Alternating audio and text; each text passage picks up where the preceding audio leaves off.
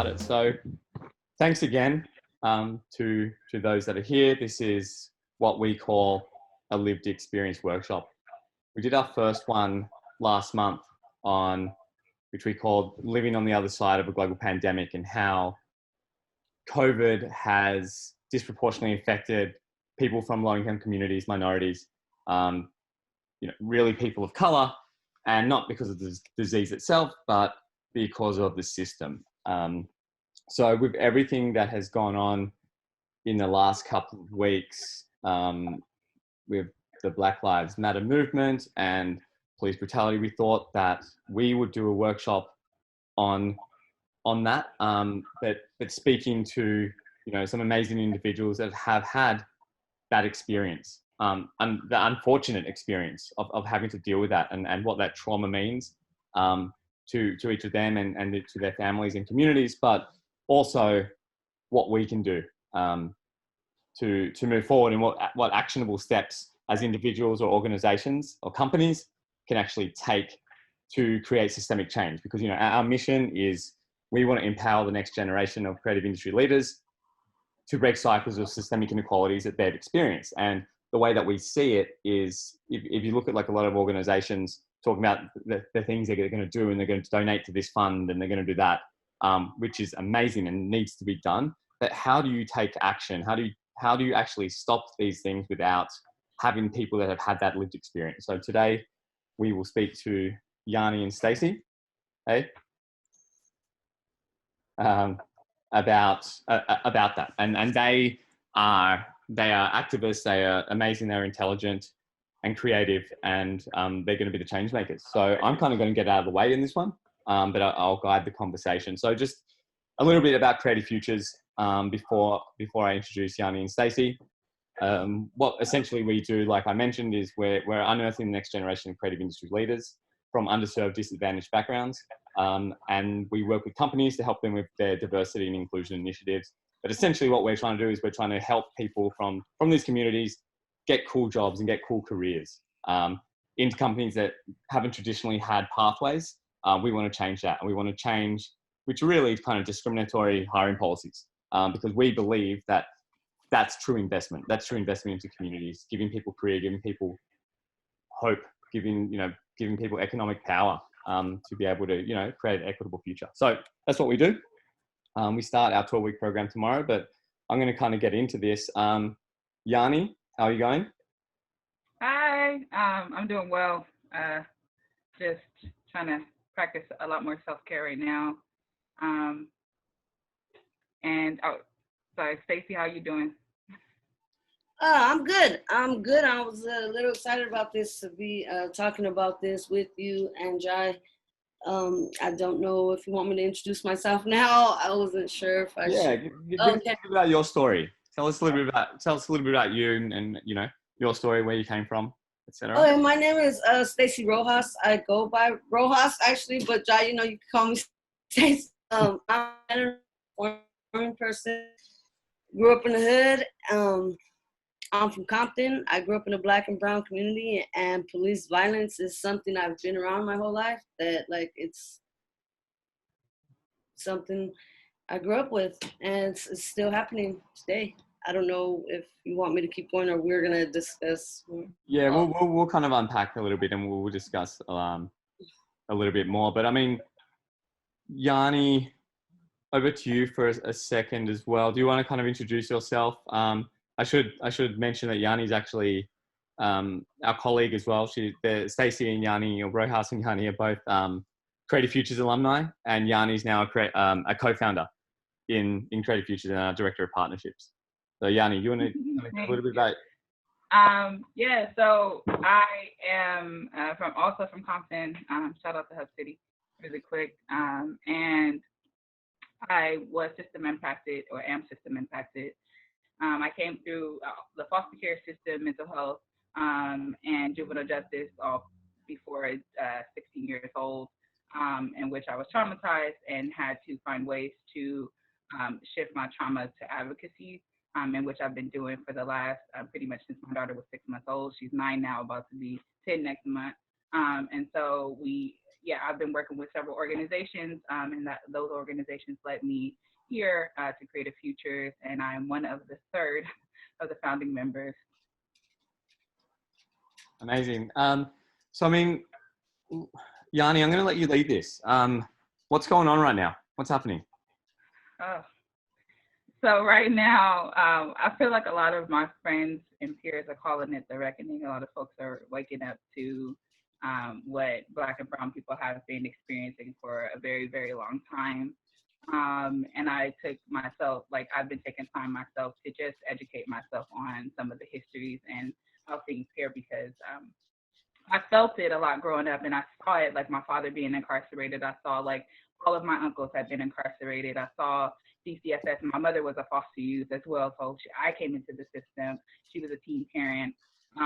Like all of the cycles kept repeating themselves, and so that's why I came into advocacy, because I wanted to see things change.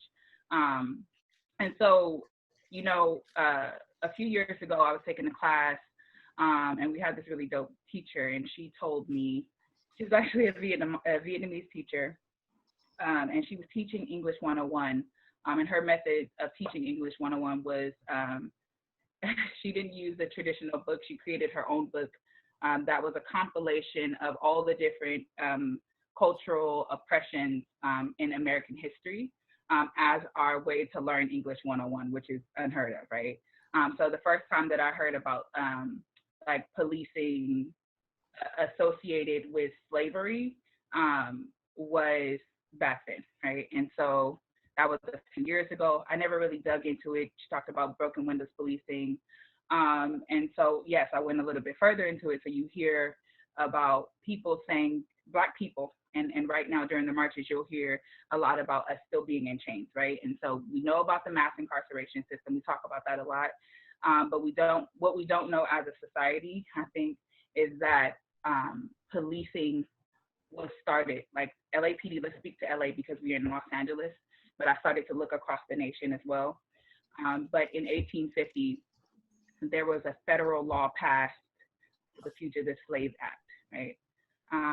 That was also when the LA Sheriff's Department was developed in 1850, right?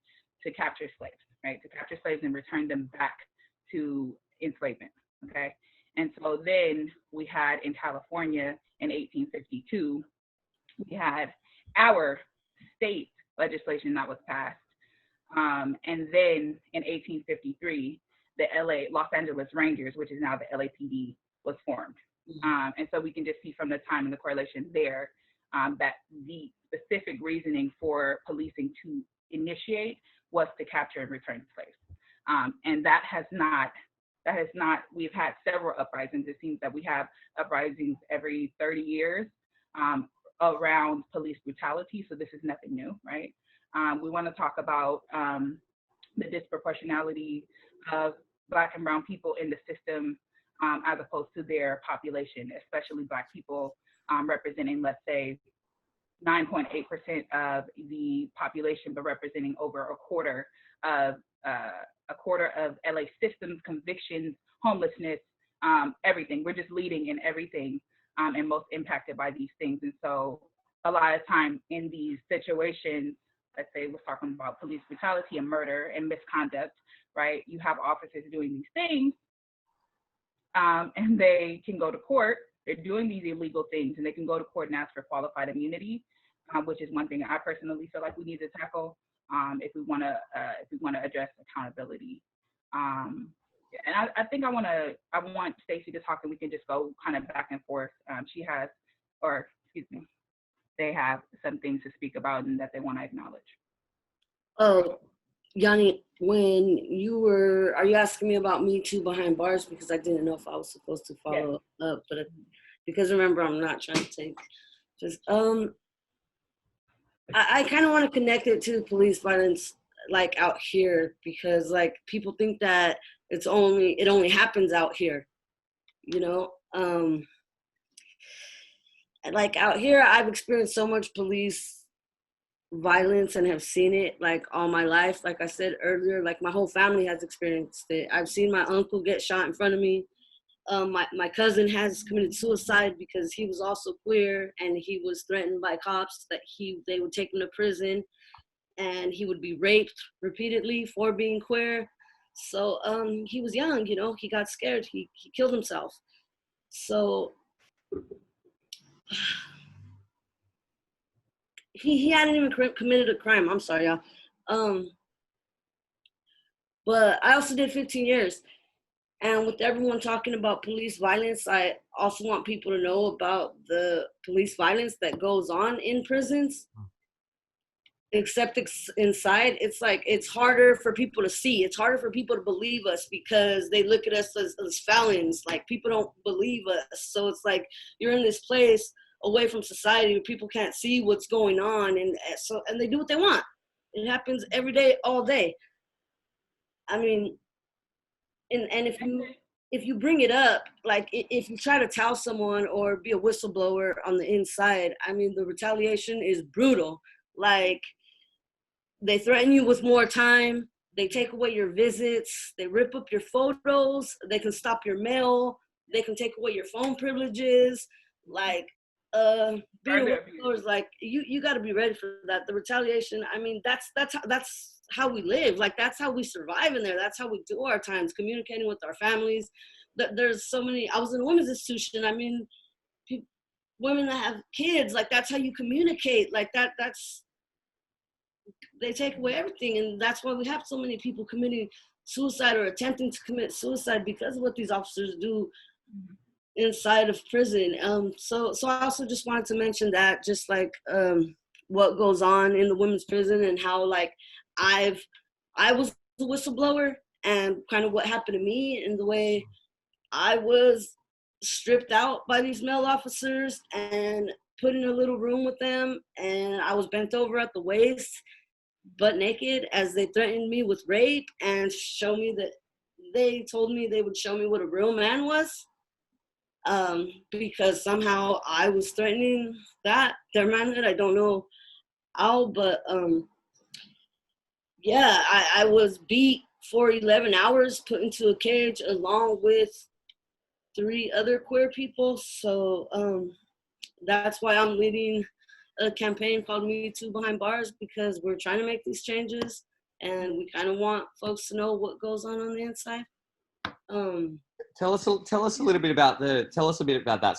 So you, I mean, I'm sorry for, you know, your experience. First of all, I know it's awful. I don't know how to react to that. But you know, you experience this awful thing. How did MeToo Behind Bars start after that? Like, what actions did you take? Well, there's a prison advocacy group called Central California. I'm sorry. I'm thinking CCWF, California Coalition for Women Prisoners. It's CCWP. I'm sorry, I was incarcerated in CCWF. That's why I said that. And I get a little funny around telling my story, y'all. So I'm sorry if I'm stuttering or I get like stuck a little. But don't apologize. It's your story. Okay. So I told my family for the first time on in prison, and I asked them to ask a friend of mine who was a prison advocate to ask for help. And after 14 years of being in prison, like, I never told my family what happened to us in there and what goes on a daily basis. Like, it's humiliating. You feel ashamed. You feel like it's your fault. But when I decided to let my family know and ask them to reach out to some prison advocates, I knew then that I was going to be a whistleblower, that I was going to expose the prison for what, like, they do and what goes on every day. Like, this isn't, and Jai, I promise you, this is not just like my story. This isn't like one incident that just happened to me. Like, it happens all the time. I have friends that have broken ribs, sternum, clavicle bones. I mean, that have been raped. Like, a lot of things have, this story, it's like, mine is out, but I'm trying to get theirs out too. So that's why I do this work, so that we can have folks advocating for them and people can start paying attention to what's going on in the women's prison. But Rojas? Yes. I wanna. I know we had a flow of we had a conversation last week, and we had a flow. But I do want to highlight because I see something that happened a couple times during this chat. Is that we spoke last week after we got off the call with Jai about abuse, right, and accepting certain levels of abuse. And actually, while Jai was on the call, he said the term trauma, right? And I think that as an advocate, we hear that term so much that we start to feel like, damn, like it's overused. Like it's starting to become cliche to some degree, right? And we're like, should we use that term? But it absolutely is, right? And so we were speaking about my situation, right? We were speaking about your recent situation, and having choose a lesser abuse over another, right? And we talk about, like, if we're in a relationship or the media, right? We talk about classes in school. And if you're in a domestic violence situation, they say once you see one red flag, or if he does it once, he'll do it again, or those types of things that you hear. And then yet with the police, we're like, well, I'm not sure if that was abuse. Like, maybe should I call it abuse? He didn't break my rib. Like he didn't, you know what I mean? But then we have bruises, we have cuts. He was slamming us. Like there were certain things that happened, and we don't even know how to language it because we don't know what to call it, right? Because it wasn't death or it wasn't extreme. Yeah. And I mean, I think that's why I kind of wanted to have today's conversation as well, is because what we see, the media picks up the murders, right? The cold-blooded killings, but this isn't new. And it's really about, it's the system. And it's not just about police. I mean, that is just one part of a very, very broken system. And I think what I'm so inspired by the both of you is because you're taking action. And I think a lot of people are kind of going, how can we take action? And your stories, I mean, I don't even know how to say it. But that's kind of what I want to dive into today. How as a society can we help, but how can we all take action? Because it's not just about the police. We're going to highlight that today because I know, Yahniie, I want to kind of get into your story around Christmas. But I mean, I think it's awful what happened. It's awful what's been happening, but this can be an opportunity for change. So how do we do that? Yahniie, do you want to, I'll give some context. So, Yahniie, like I mentioned, we brought Yahniie on after she graduated our program last year to run our partnerships. And within a few months, we realized how brilliant Yahniie was and invited her to become a partner in the company, and a co-founder. I was at my girlfriend's house in Virginia around Christmas time. I got a text message a couple of days before Christmas from Yahniie saying that she'd been arrested. And I was just like, what do you mean? And Yahniie, I'll let you go into it. Yeah. So I'm currently at my best friend's house, and that'll have a place. But right now I'm at my best friend's house. She has a film festival, and that evening at that time, we were headed to a Christmas giveaway. It was a Saturday. I sound like a narrator, right? Saturday of December 21st. Right? We were headed to a toy drive with my daughter, and I had been drinking that night. I mean, in my home, and all of a sudden, it was about 15 minutes before we were supposed to leave, and we get a knock on the door. And they're like, it's LAPD. And I look through the peephole, and I'm like, okay, hey, open the door. And I was like, hey, what's going on? They were like, can we come in? And I was like, no. At the time, I'm in my bra and panties, and I was not dressed. And so I said no, because also they didn't tell me why they were there, like what was going on. It's LAPD. I opened the door. They proceeded to kick the door in after I said no, right? So they kicked the door in, and within 5 seconds of them being in my home, I was arrested. I do not know why they were here. I do not know. And what I do know is that law enforcement, especially LAPD, is notorious for killing Black people and getting away with it. Nobody knew they were at my home. Nobody knew the situation was happening to me. I was absolutely terrified. So I was absolutely hysterical, right? The first thing I do, I have a 9-year-old, she's right here, right? My 9-year-old was in the living room, and she watched them slam me against stuff. She watched them arrest me. She watched everything that happened. And the first thing that I did when they arrested me was tell her, record them. That's my reality, right? The first thing I did was tell her to record them. She began to record them. The second thing I did was like, okay, never mind, don't record them. Call Lamika, which is a family member of ours, right? So she called Lamika. When she called her, she said, you know, I'm scared that they're gonna hurt my mom, whatever. Lamika lives right 2 blocks away, pretty much. She ran down, her and her husband came. By then, it was already about 20 minutes after they had been there. And when, you know, they were asked if they had a warrant, when they were asked why I was outside naked, being, you know, drug against a wall, when they asked why I was being arrested, the officers just refused to answer those questions. And they, while they were asking those questions, Lamika and her husband, Daniel, while they were asking those questions, they were recording.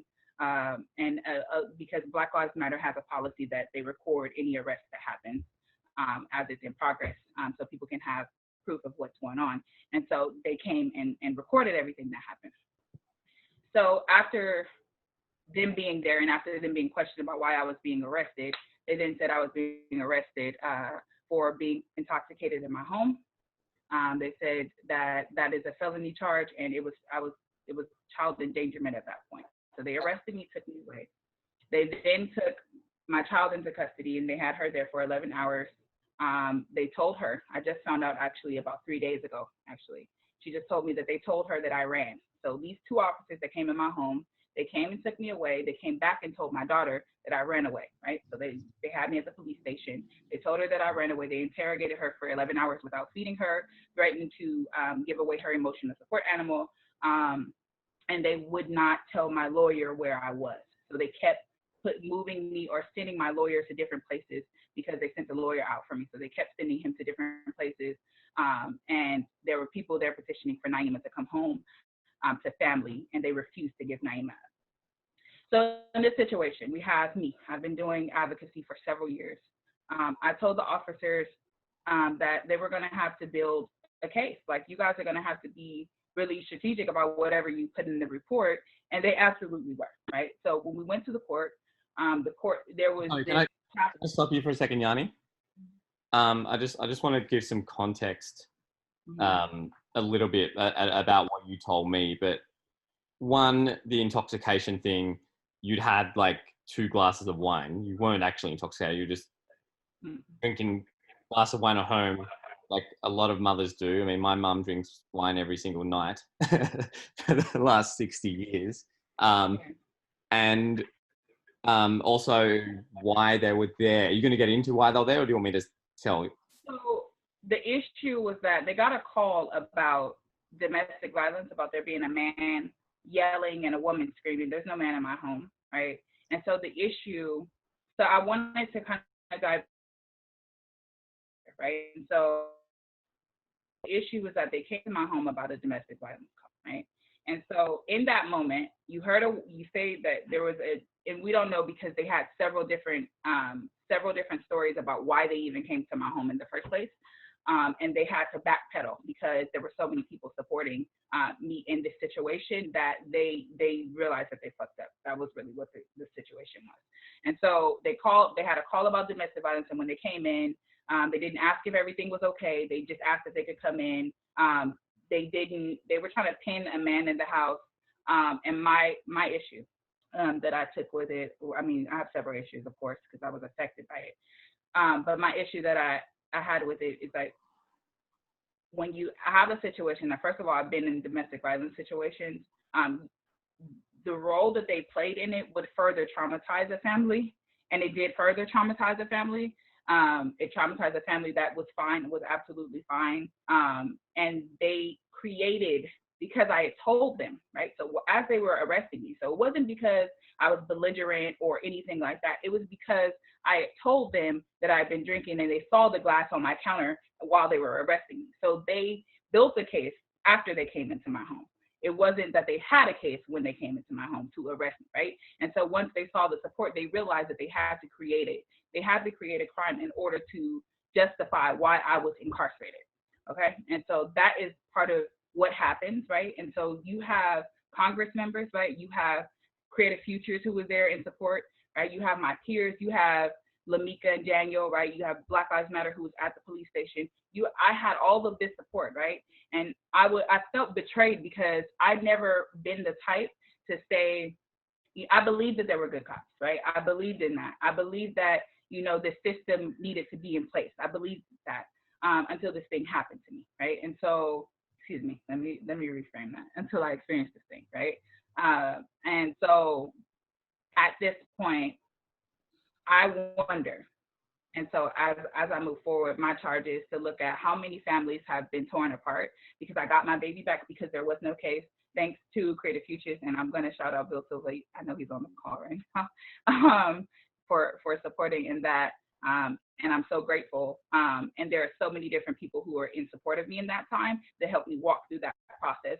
But how many families, first of all, my mom was ripped away. I mean, I was ripped away and placed in foster care for something similar. And there are a lot of families who don't have Congress members and don't have Creative Futures, who don't have these things way more than me, right? And so their kids are in foster care. They're incarcerated. They're fighting a charge that they should not be even fighting in the first place. And you have these officers laughing. It's a joke to them, right? It's a joke. And so I just wanted to move forward. So when we talk about defunding the police, that's part of the conversation. Or when we talk about defunding the police, it's not saying that we just want to, we're radical in the sense that we just want to terminate the police. It's saying that the premise and the system that they were built on was to attack and enslave Black people, and they have continued to murder Black people. And we want to acknowledge that and be honest and have that real conversation, and make sure it has been proven that when public safety is placed in the hands of the community, when it's community-based, when you are putting money in the community for trained people who handle public safety, it is more effective than policing, because policing only feeds the mass incarceration system. That is what we're doing. So I would have ended up, as you guys know me, right? You guys met me, some of you have met me, and I would have ended up in that same exact system that we're trying to go against, right? And so that is the problem with what we're facing here. And, I mean, I want to go because Marky and I went to the children's court case. Okay. I've never been more embarrassed by a system and what was happening to you and your daughter, Naima. Hey, Naima. It was heartbreaking. It was, I can honestly say that what happened to you and Naima, that would not happen. That never happened to any of my white friends. Ever. That not just that fact that they kicked down your door, threw you against a wall, decided to put some charges in. They put 2 charges against you, which is the bullshit, pardon me swearing, criminal case, which was the intoxication. But they went a step further and tried to separate you and your daughter. Do you want to talk about that? I mean, that to me is insane. Yeah. Yeah. Personally, sorry. I'm not even going to apologize. It is what it is. I'm emotional because I'm very much impacted by that. It was a very traumatizing situation. I thought I was going to lose my life. My life was uprooted by that. My daughter's life, my daughter was impacted deeply by that. We are still currently going through it. I still have 2 drug tests, right? Because the report that the officers wrote said that I was abusing substances, right? And so this is the reality of what how I impacted. Personally, I've done everything in my power to. I'm a single parent. I've been a single parent. I was a teen parent. I've done everything in my power to create a network. Can you guys hear me? Yeah, you're cutting out, sort of. You guys can hear me. Internet connection looks bad. Can you hear me? Yeah, can now. Yeah. Yeah, are you close to No. the router? Can you hear me? I can hear you. Yeah, I think it's Your video stalled. my phone. Am I cutting out still? Yeah. Okay. You. Hey, Stacy. Hey, Jai.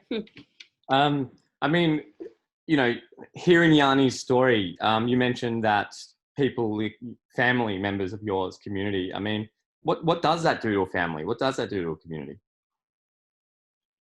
Um,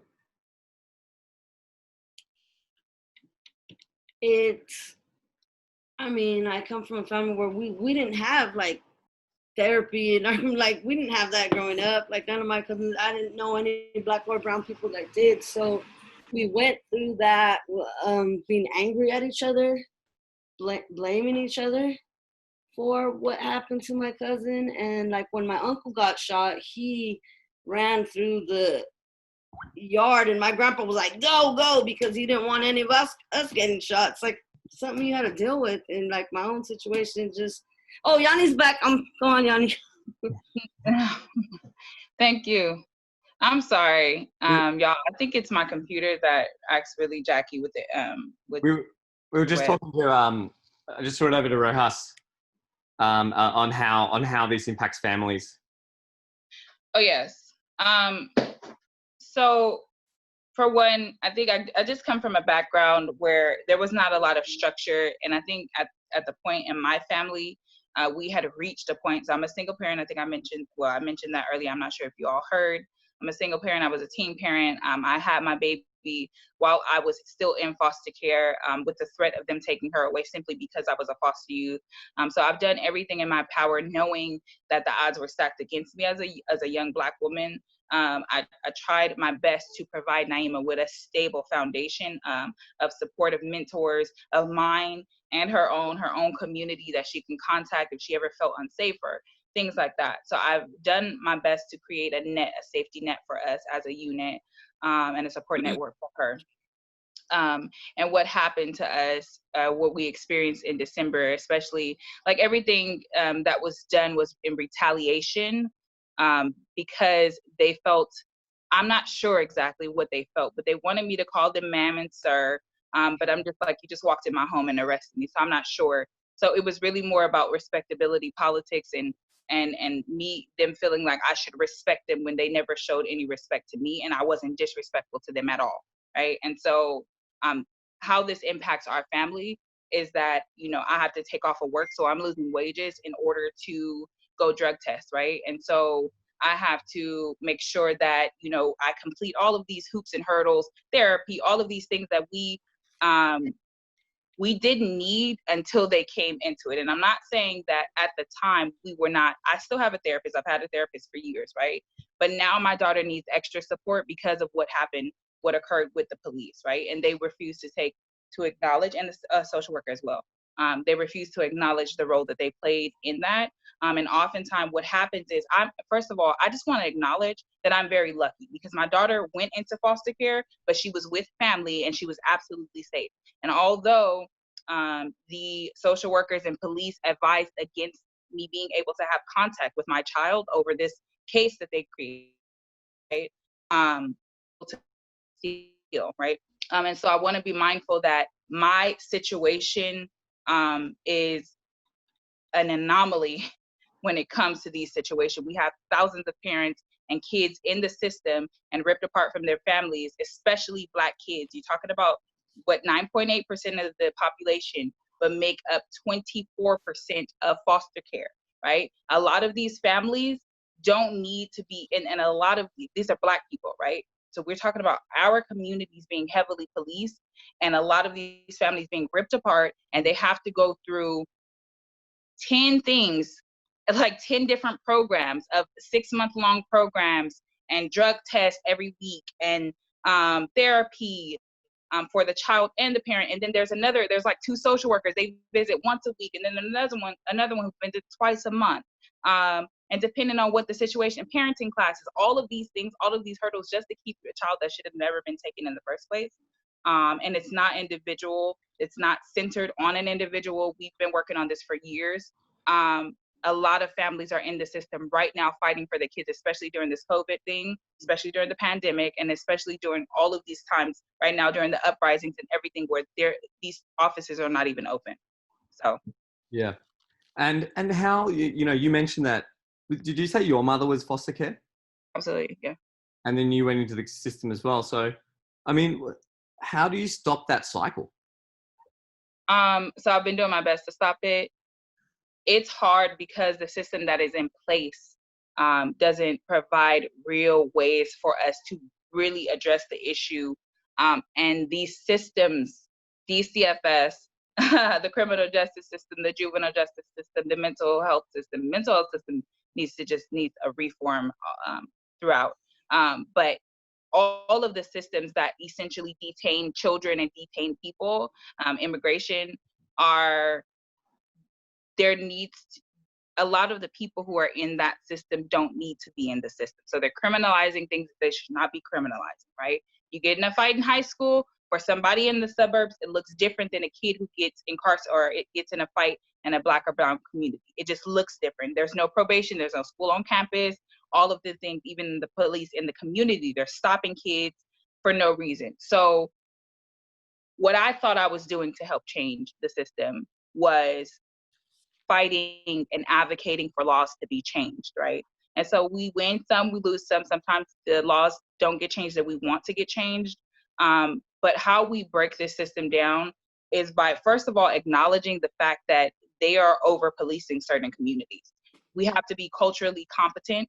I can't go into a Latino family and expect to know exactly how they parent their children and what their process is. I can't see someone curse and or drink and then say, oh, well, they're not fit to raise their children. That's not true. It's not the issue with parenting. It's that they're policing people. They're policing culture. They're policing those things, right? And so we have to be mindful of that. And the way that we break it is by acknowledging that, defunding a lot of these organizations, and defunding does not mean getting rid of it totally and that kids are not going to be safe. What that means is placing the funding into programs and supports that will really truly uplift and empower the family, not a program that is designed to tear apart and keep apart the family because it's funding them. Yeah, absolutely. Rojas, I want to throw it to you for a second. What support would you need, or what support do you know in your community, growing up, this Compton, Hispanic background community? What support could could your community do with?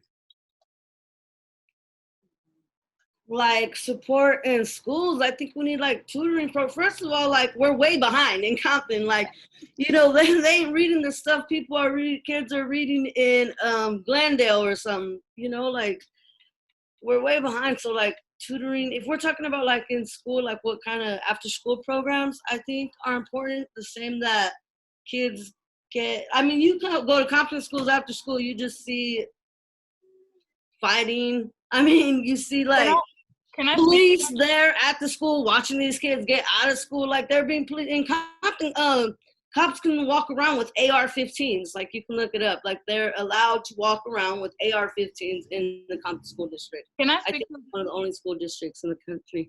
To the education piece on that though, yeah.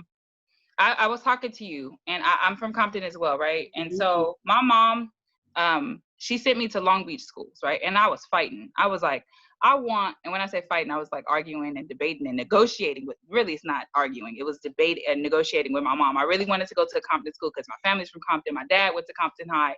Those are the things that I wanted, right? I wanted to follow tradition.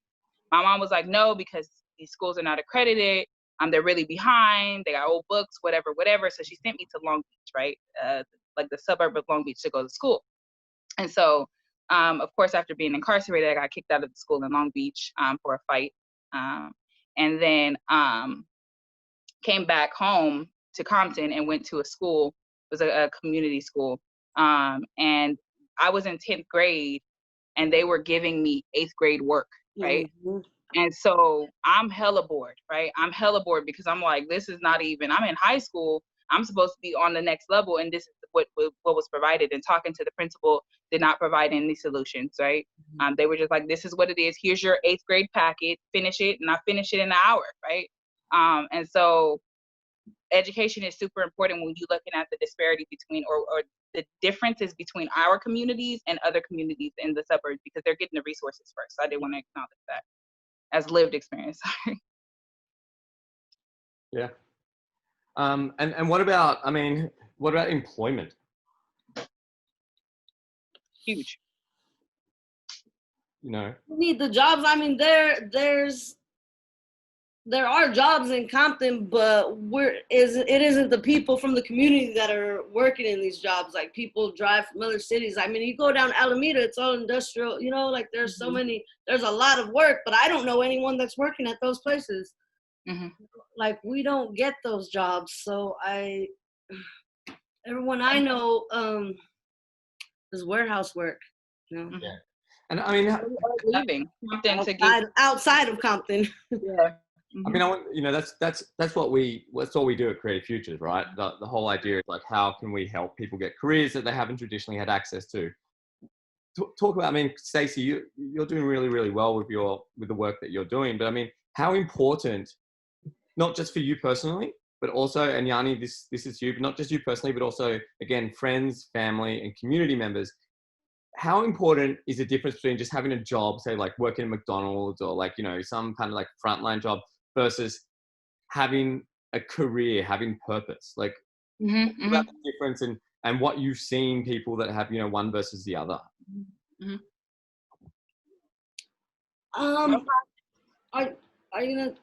Now, Well, I mean, first of all, now I'm getting paid a livable wage, and I didn't have that before, and I wouldn't have had that at McDonald's. I mean, damn, McDonald's wouldn't even hire me, y'all, so I'm very lucky. I can help my family out now. It feels better, like, talking about it, because people expect me to work at McDonald's, you know?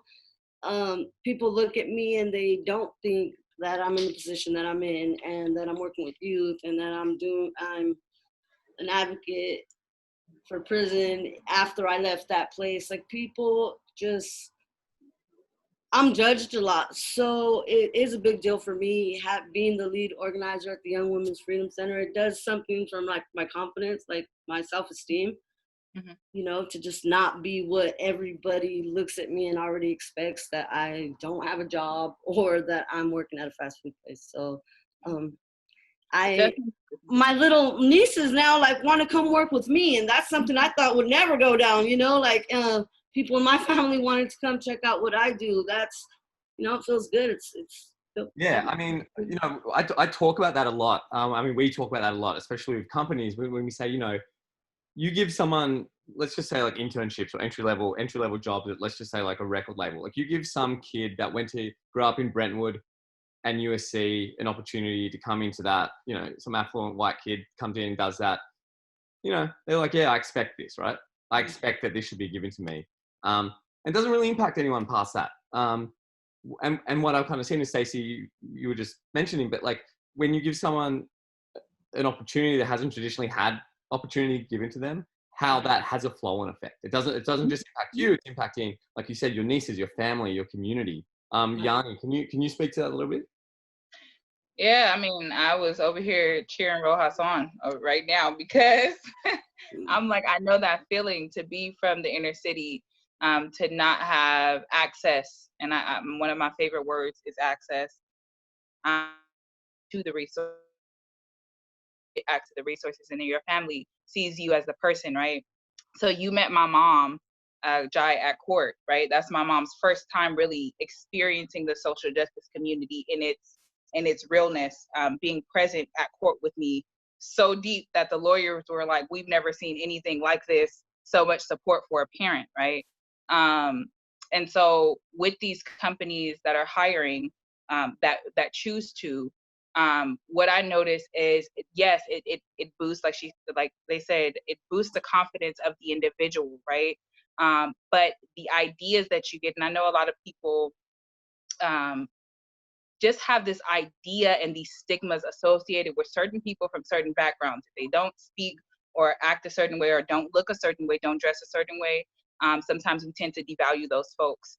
But we don't realize is the diversity that comes with that, the market. So my market on the east side of Compton is now going to come to and start doing social justice work when they're usually just used to being in their bubble, right?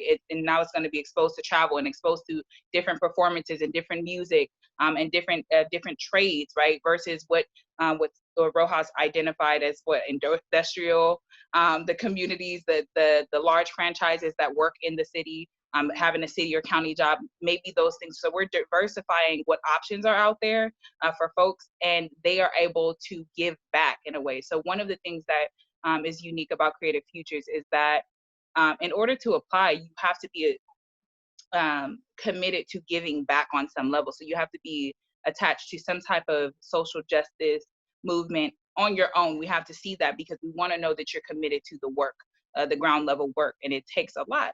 And so there's so many different things that need to be shifted. There's so many conversations that need to be had. And so we're able to have those conversations by making sure that we're tapping into people who are on the ground doing some of the work, right? And so that is one thing. When you hire and employ somebody with a livable wage through Creative Futures, you are essentially giving back inadvertently through that person. And that person usually is very inspired and inspiring other people to do the same.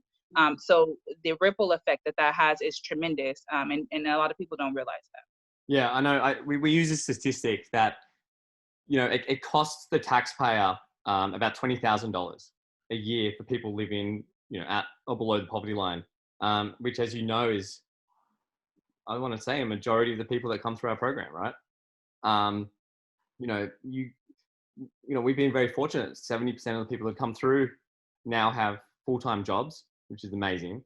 But that's, that in itself is putting $30,000 back into the community, and you talk about, I mean, it comes down to policy, I guess, as well, because where's the government going to put that money that's no longer being spent on, affordable housing or food stamps, etc.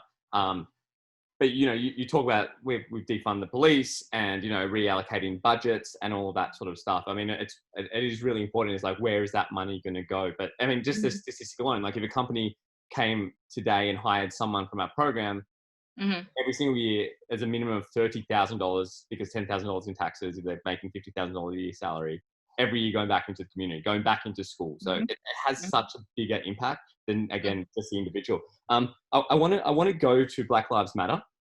I know, it's a topic right now. We're seeing a lot of companies come out and make pledges and statements and donations. We're seeing a lot of money being pledged, but and I'm very opinionated on this, but I'm going to throw it to you. But it's all good and well to say something.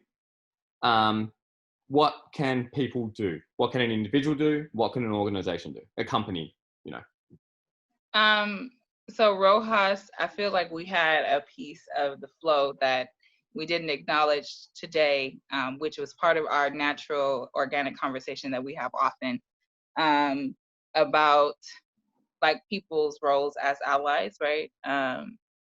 And I think they brought up a very valuable point, but I do, because I have held a lot of this conversation and I know that they are providing a space for me as a Black woman, and I appreciate that. But I do want to toss it to Rojas really quick, and let them weigh in on it really quick, and then try to address like what their thoughts are really quick, and I'll talk about it. Yeah. You already know, Yahniie, I had asked Yahniie how could I like step up and step to the side and really listen to what Yahniie has to say and see how I can support as being a brown person and not a Black person at this time. Like I was asking Yahniie, like, what would that, how could I support best? I think that's the question everyone should be asking themselves, and as for these companies that are asking how they can support, start hiring Black folks. Like don't just donate. I look around. Do you see any Black people around you at these companies that you own? That's pay them the way you're paying the white folks. That's just, sorry, Yahniie, I didn't know if you wanted to get all into that. Absolutely. I mean, we didn't go that deep. We just I know, I had to say that though. I'm like, Yeah. I appreciate you. Love you. And I agree, right? And I will go even as far as to say, like, I think when I think about the government and politics, I'm just like, I really want the government and like in the White House for it to reflect what this country looks like, right? And I want companies to reflect the people that they serve or just the community that they're in.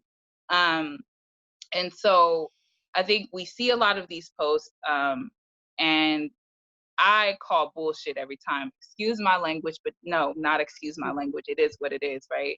And so I see it and I'm just like, okay, but what have you done, right? And that's the conversation of like, we've been hearing, and you got to remember, as a Black person, as a brown person, we've been this ain't nothing new to us, right? This is not new at all, right? And so we've been having the conversations, we've been bringing the conversation to the table, we've been labeled crazy or angry or ungrateful for having these same conversations. And so now we're at the point where it's like, okay, you're in support. We're glad that you're in support. We wish you would have been in support earlier. However, like, what are the actionable steps that we're going to take to make sure that we're diversifying our jobs, right?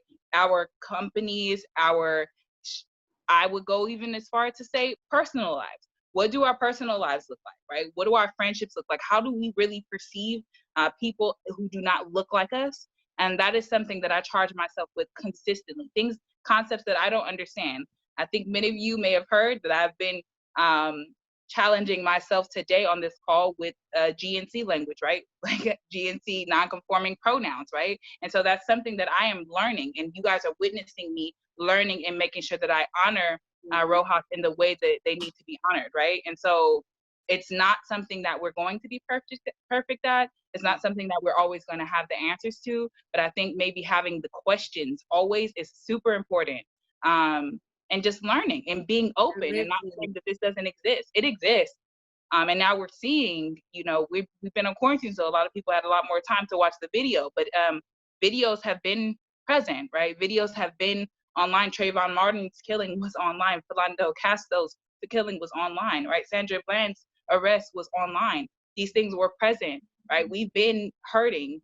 It's been a thing. So, you know, and it's still currently happening, right? When this movement started, right, when the reckoning began, we were at 601 murders in LA County. We're now at 609, and no officer has been arrested in Los Angeles. So the conversation is, yes, the policy change on the politician side, but we have to look at the systems, education system, housing system, employment. Like, what are the ways that how do we really perceive people? What are our stigmas? Why do we feel like certain people don't qualify for these positions?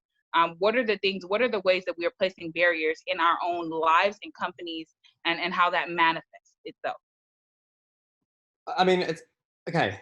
Company pledges $1 million to say Black Lives Matter, right? But versus, with white leadership, that doesn't, to me, make a, like. Okay, what do you think is more impactful? A company pledging $1 million to Black Lives Matter, or a company pledging to employ, support, and invest in 1,000 people of color from South Los Angeles? I personally think that you can do both, right?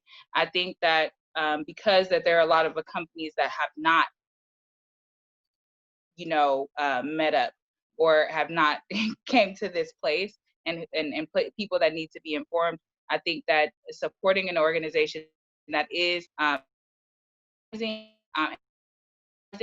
is important because they also need funding, but also making sure that you internally, like, yes, I can donate all the money I want, but if my home and my personal kitchen table conversations are not up to par, I think that it doesn't really, like, what difference does it make, right? And I have so I'm split in the middle. I think that there's a way, like, say you have $1 million, maybe 500,000 could go this way and 500,000 could go the other way. Yep. I've got a question here for you, Yahniie. And Tony also just said, having people of color within a company to help bring change and hire people of color and having people of color in HR would help end discrimination, which is very on point and good to see you in here, Tony. Yahniie, just a question, because I guess we didn't kind of finish your case. Do you want to kind of explain what happened just quickly, and then I kind of want to go into just kind of next steps. But the question is, how long did it take for your case to be finished? I believe it's still going. Yeah. So it's so tricky. So first of all, like Jai mentioned, there were 2 cases. I have 4 fingers up. 2 cases. One of the cases was criminal, which was a child endangerment case. And then on the other side, because that's a child endangerment is a penal code, and in the children's court, there's a child welfare code, I believe it is. So I had 2 charges there, which were substance abuse and child neglect, right? And so the neglect charge came simply because I was arrested, by the way. And so that was I was supposed to have a closed court case, which means I wouldn't have to go to see a judge anymore. I would just have to agree to 6 months of programming, which is all the things that I talked to you guys about, all the therapy and all the things for 6 months, and then the case would be closed. However, that court date never happened. And they pushed it back to November, but about an hour before this call, a social worker called me and said that they've pushed it up to June 29th, which they have not made a decision. They're still in consideration. No matter the support, everybody wrote letters, everybody showed that my daughter even told them that there was no substance abuse problem. Even the day that they arrested me, they created the problem. And now I just have to deal with whatever the system says I have to deal with in order for my daughter not to go in the system. So essentially, if things go well in 2 weeks and they grant, well for me is ending the case. But best case scenario in this case, considering the way that the system is set up, best case scenario is that, no, we're gonna say best case scenario is ending the case. But their best case scenario is me still having a case, and them closing the court case, but me still agreeing to 6 months of services. So that's what's happening with that. So we'll see. Because of COVID, they pushed my court back to November, my court date back to November, but we'll see what happens on June 29th. Yeah. And I think the victory here is that Naima is still with you. And she's been with me. They took her away for 6 days. There was really no threat, honestly. They returned her immediately. It was just having to get in court. And because they served me on Christmas Day with the same arresting officers who slammed me up. And by the way, when I was arrested, after I was arrested, my hands were numb and I have cuts on me from the handcuffs. Every time I asked them and I told them that, my cuffs were too tight, which is a typical way that they use to abuse people. Every time I told them that my cuffs are too tight, they would squeeze them even more. And so I literally had a cuts on my hand, and my hands were swollen, and there were lines from the handcuffs. And for a month, I couldn't feel the top of my hands. Jesus. I'm sorry that happened on Christmas. But I'm glad Naima's home. I mean, she doesn't belong anywhere else but with you. No. And I think I cried, sadness and happiness that you got her back. So, I mean, and then the other thing is, and Bill Silva, I believe he's on, he was a huge help. And you mentioned this before, but people having resources. I mean, you know what's going on, and you are an activist, and you know what's happening, so you know what resources you have, and you have a network, and how important that was. I mean, when you told me what was going on, I reached out to Bill straight away. So Bill Silva, for anyone who doesn't know, he's a great friend and supporter of Creative Futures, and he's been a friend of mine for a long time, and he's just a wonderful, beautiful person. Mm-hmm. And I just sent him a text, said, hey, this has happened to Yahniie. Do you know any criminal defense lawyers? And he's like, yep. And he put us in touch with one, and I introduced you guys. And he was a kick-ass one. He couldn't wait. He was really on my side. He said, okay, tell me what happened. Told him what happened. He was like, oh, I can't wait to cross-examine these officers. And it was like, yeah, because they're lying, So it was really helpful to have that support. I'm human. I might be a strong advocate. I might know the laws. I might know these things. I might, have this strong face, but I was breaking down. I was arrested and incarcerated for 2 days for no reason, right? And they took my daughter in that time, and the things that they put me through were illegal technically, right? They took my daughter without a court order, and they kept dangling her over me. Then they brought the same officer who essentially abused me, not even essentially, who abused me, back to my home on Christmas Day to tell me they were taking my child, right? That was the goal. And so that was very hard to deal with. And I had a lot of support, but a lot of families, you got to remember, some of them like cannot even recover from that. And because I have the support system and because I've been through a lot already, I believe that I was able to recover a little bit faster, and I still deal with things. So I still leave. When I leave today and go to the grocery store, I still have 2 phones in the car, and I still have to take a different set of precautions to make sure that there's a recording phone and that there's a phone that people know that I got pulled over, and things like that, because we never know what could happen. Yeah.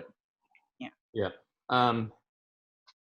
Stacy, Rojas, you've been through a lot. You've experienced some traumatic events yourself. Even Obviously, recently. Yeah, Joe, I was gonna tell you, like, I'm a lot more nervous today than, like, I was getting kind of after Creative Futures, I got more comfortable with speaking in front of people, and recently I was socked, like punched by a cop when I was pulled over. He kidney shot me, and I told Yahniie about this, and it made my knees buckle, and they left after that, and I was actually happy that they left, and I didn't get more than that. So it's like they re-traumatized me. Now, when I was getting a lot more comfortable even driving when they were behind me, like now I'm shaking again, and now I'm like I'm thinking of these situations, and I'm starting to stutter again, or like get stuck, and it's like yeah, earlier when you asked what it does to families, that's what it does. It traumatizes them, and then we pass it down to the children. But it's just every time an incident like this happens, it's re-traumatizing us. It brings everything back that we worked so hard, To recover from, right? Yeah. I want to speak to that just really quick. I know we are about to wrap up and things like that. My daughter came up as, I started doing advocacy work when she was about 6 months, 6 months old. I was going to say 6 years old, 6 months old. And so she's come with me to every meeting. Everybody knows her because I was a teen parent and I'm a single parent, and she's always with me. Right. is she there right now? Huh? Behind you? Yeah. Did you get her to introduce herself? She's Naima. You want to come say hi? He's like, sure. And you can tell me if I'm not telling the truth. You can tell the people. I just want to make sure that I'm speaking for you properly if I'm going to speak for you, okay? And so Naima's relationship with the police was not skewed. Naima's relationship, it had not been skewed in any way. But at 9 years old, she witnessed people law enforcement come into her home and abuse her mother, and then take her away from her home, tell her that she cannot go back to her home for a matter of a week or however long. But to us, we didn't know how long that was going to last. So every day was hard because it shouldn't have happened in the first place. Let's just be clear about that, because it seems like a small amount of time, but for every day, you can't have any contact with your mom, who she's been with every single day of her life, for the most part. And so you have this now where my daughter now does not trust police. Let me just be clear that 2 weeks ago, I was pulled over by police and my daughter started crying. She went through the entire process again just because we got pulled over, right? Just because we got pulled over. She walked through going through a foster home. She relived the exact experience. And so her experience, and she cried in court. Jai was there, right? She cried in court, and her crying, the judge attacked me, right? And people saw them attacking me. But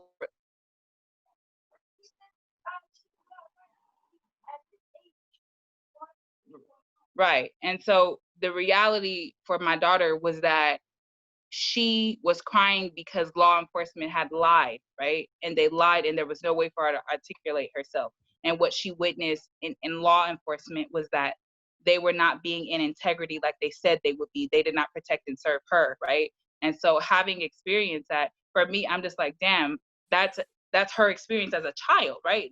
She's gonna grow up and have that have this perspective of law enforcement, but that is what it is. And so I'm not going to try to shift that as much as I would want to and want her to feel safer in this world. There are certain realities that we have to face and that I have to inform her about in order. And that's that's another way that it impacts families.